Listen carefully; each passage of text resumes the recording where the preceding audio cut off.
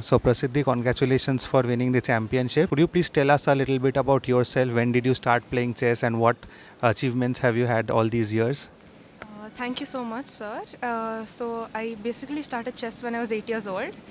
I won my first state championship when I was in my 5th grade. That was my Under-11 state championship.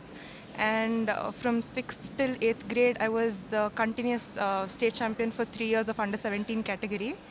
And then since we had lockdowns for when I was in 9th and 10th grade, I didn't have much of an opportunity to play in states. And then it's just this nationals that I've come to, and then the other state championships are of the ICSE schools, and I also won my ICSE national schools. Yeah, that's it. Yeah, I definitely had a fixed mindset of at least finishing in the top three. I at least wanted to increase my rating at that point because I decreased very badly in the past few years since I did not have much touch after the lockdown had all been opened. So yeah, my main goal was to at least finish in the top three and increase my rating here. Great. Could you please tell us about your role models in chess and what you want to achieve in life? Yeah, my role model has always been Judith Polgar, and I've always wanted to be like her. Her games inspire me very much, and her playing in the open category and winning the championships makes me her one of the best inspirations. Yeah, it's So, just. did you ever try to play in open categories in India? Yeah, in Karnataka, I normally play in open categories. Even as I was a kid, like when I was 13, 14, I always played in open categories. That's excellent. And what do you want to achieve with chess? I actually want to become the first WGM of Karnataka, firstly, and then I'm having hopes of winning the world championship someday. Wow, that's excellent. So tell us about this tournament. How did this tournament go? I mean, you had 6 wins and only 3 draws. Yeah. So which was your favorite game from the tournament? I tell my most favorite game was of the 7th round against Sneha Haldar because it was very crucial for me. Like only if I had won that round or only if I drew that round, I had a chances of finishing in top three or as a champion. If I had missed, it was like a do or die round for me. If I had I don't think even a draw would have given me like this championship. The 8th and 9th round would have been more of a pressure from me. So yeah, I think that was one of my favorite games. Okay, can you please show us what happened in the game? Yeah, sure. Yeah, so I started with d4. She played c5, e3, knight f6, knight f3, and she continued with d5. Here I went b3 because my idea was bishop d3 and I didn't want c4 coming in. So b3, knight c6, bishop d3, bishop g4, bishop b2, cd4, cd4, e6, knight bd2, bishop d6, castle. Here I went a3 stopping knight b4 in case I had to pull back my bishop. So a3.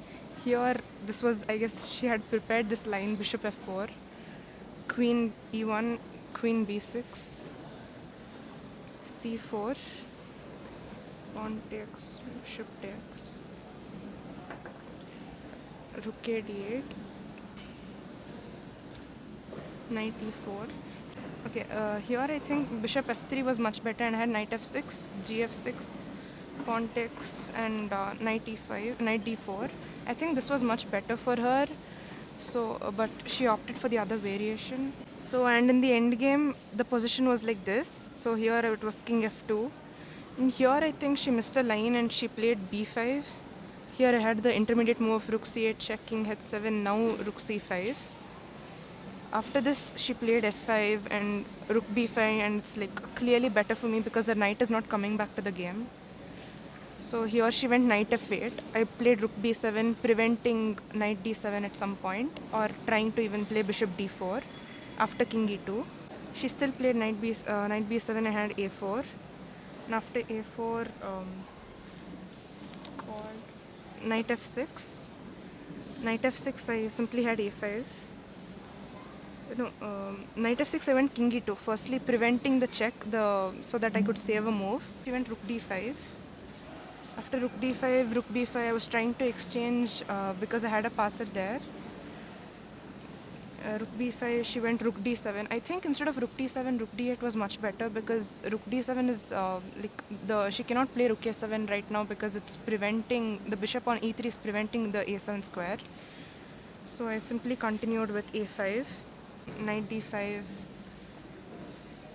Knight d5, I went rook b8 because I was fine exchanging the bishops because that rook would be passive at that point.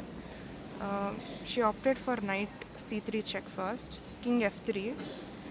Here rook d3 was a mistake because I had rook b3 and her position, it would be a zugzwang, her not being able to move any other pieces. So after king f3, she went rook d6. Here rook b6, here rook d5, a6, rook a5 and rook e6. Here knight d5 was like a clear blunder because after rook e5 I'm winning here because I have a7 and she took rook takes and yeah. After this I had to actually, like, I was on time pressure, so I had to like play king f2 and the position arrived in the same way like for around once because I was running low on time. So after that I got the idea of getting my king to the c5 square and then in the end game I managed to get this position. Rook g, king takes, bishop takes and then king d5 and after king f6, king d6 she resigned. Finally, a national championship, right? So what does this mean to you, and what are your next goals? This actually like is a very exciting moment for me because this is my first national championship. So yeah, in the future I plan to succeed in the same way. Someday hoping to become a world champion. Yeah, that's it. Okay, Prasiddhi, thank you so much for talking to us, and we wish you all the very best for your future tournaments. Thank you so much, sir, and thank you very much for giving me this wonderful opportunity on being here. Thank you.